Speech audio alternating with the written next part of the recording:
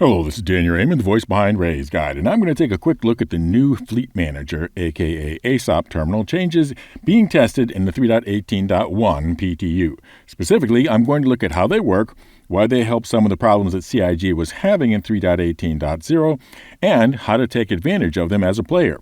Here I am in the 3.18.1 PTU in Area AT, and the first thing I'm going to do is to buy a ship that I currently do not have in my hangar, a Merlin. I'm doing this to show how the system behaves differently for real-world purchase ships and in-game purchase ships, although that might change. Now, I have a fairly large list of real-world purchase ships. Most of these, though, are loaners for ships I'm giving away to promote the channel, or LTI tokens for ships I plan on purchasing in the future to give away, or ships that are in my hangar because, as a content creator, it is important to create content about newly added ships and gameplay. So don't take my list as being any sort of a recommendation of any sort of a fleet plan other than being a content creator. So I get to the ship terminal for the very first time, and I see that my large and illogical fleet, and each of them has a new status, deliverable, and a new action, deliver.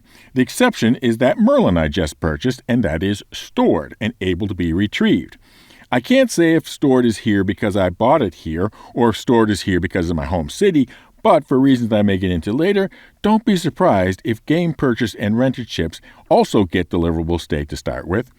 Anyway, all the ships, no matter how large or small, take 20 seconds to deliver and are then showed as stored and can be retrieved to a landing pad. Now, what is all this helping with from CIG's standpoint? Well, after a while, the first time you log in, the game has to look at the CIG e-commerce platform and look at all the things you have purchased or earned, which you will see in the Star Citizen website as your hangar.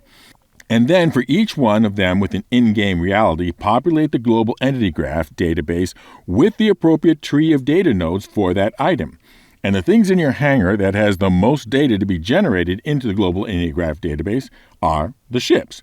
The process of populating the database with all these items from your hangar is called provisioning, a formerly innocuous word that with 3.18 many of us learned to dread when it appeared as an unwelcome guest on our launch screens and wouldn't leave.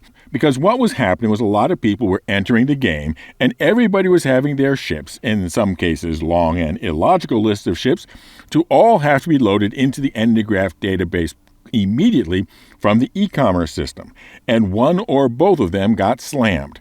Now, you might say, I only have a small ship list. But when a database gets slammed, it gets slammed for everybody. And that is the reason for this new change. With this deliverable state, only the root of the ship's entity tree needs to be initially put into the entity graph. The rest is initiated with the deliver action. And 20 seconds is almost forever for a high-capacity database, and not everybody is going to have all of their ships delivered at once. In fact, not immediately taking delivery of all your ships is the way to take advantage of this new system as a player. For quite a while, many experienced players have suggested relocating your hospital and logout location away from the city to an orbital or Lagrange point station because you can get from bed to hangar faster than the city and from hangar to space faster. Visit the city only for making deliveries and making contact with mission givers and such. And this new system makes that easier. You don't have to make multiple runs or have to make bogus insurance claims on each ship, often with long waits. 20 seconds and then it's done. But I'm going to take it a little further and suggest multi-basing. So I've flown from Area 18 to Bajini Point, and this is going to make sense to be the base of my cargo hauling operations. So I'm going to have it deliver my basic cargo ships and my daily drivers here. But Bajini Point really doesn't have much utility for mining and salvage operations. So I'm going to get in my daily driver craft and fly to L1 and deliver my mining and salvage craft there. So now I have 3 bases of operation: my home city, my cargo base, and my mining and salvage base.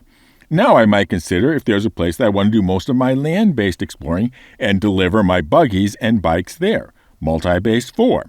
Now, if I was doing this in live and not just demonstrating in the PTU, I would have taken a ship with a lot more internal storage and before leaving the home city, loading it up with all the miscellaneous stuff like paints, weapons, etc. that I would rather have be at my other multi-bases.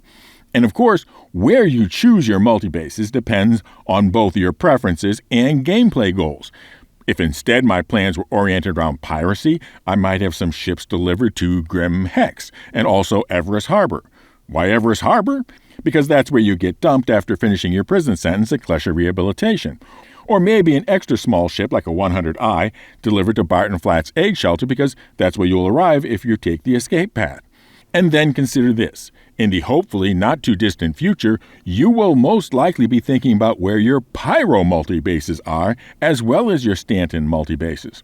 That's a lot of multi-basing, and this new system will help you with it. And as I said earlier, once the kinks are worked out with the provisioning aspect of this change, there could be a certain internal consistency with applying it to in-game purchased and rented ships as well.